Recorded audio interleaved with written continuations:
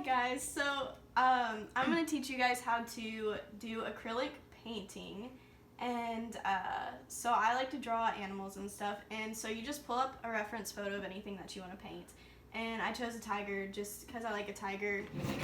This is one that I did before, but I cannot find that photo, so I can't teach you how to paint that one, so I'm going to paint a new one.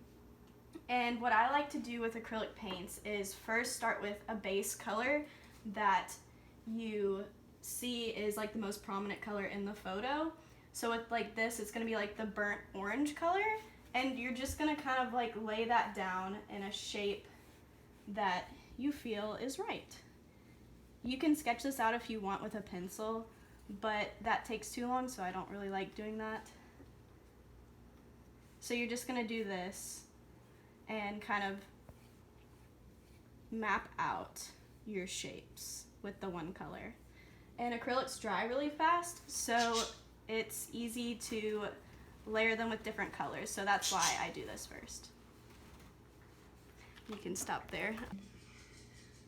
So once you have the first color down, you can kind of choose another color that you want to start with, and there's a lot of white in this one, so I'm going to go in with some white next and kind of like map out where the white is. You don't have to be very like specific at all, and it's better to wait until it's fully dry to do the next layer, which doesn't take very long, but I don't really care right now since it's just the second layer I'm doing, and you're going to be adding a lot of layers.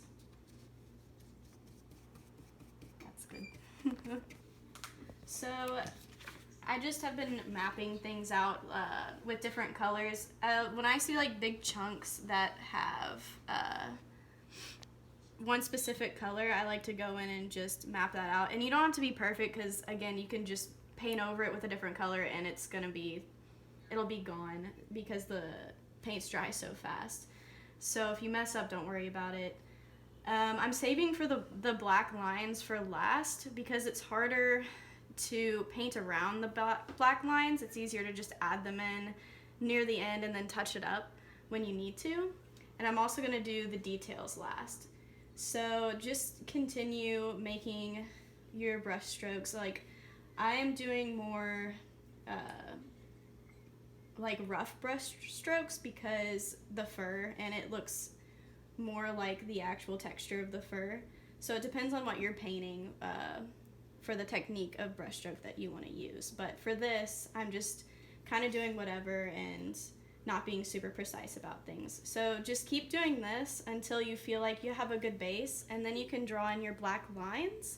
And after you draw in your black lines is when you can start adding a lot more detail and more fur strokes and stuff that you think look better.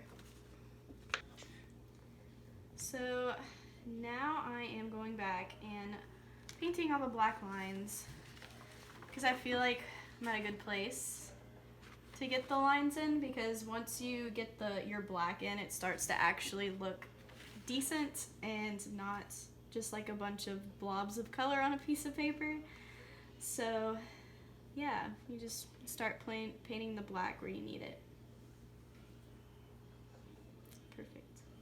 Amazing. Alright, so once you put in your black lines, you can just pretty much add any detail that you want, that you feel is necessary. If you like a lot of detail, if you like it a little more like, you know, not exact, it depends on the style that you like. But that's pretty much it. Thanks for watching, guys.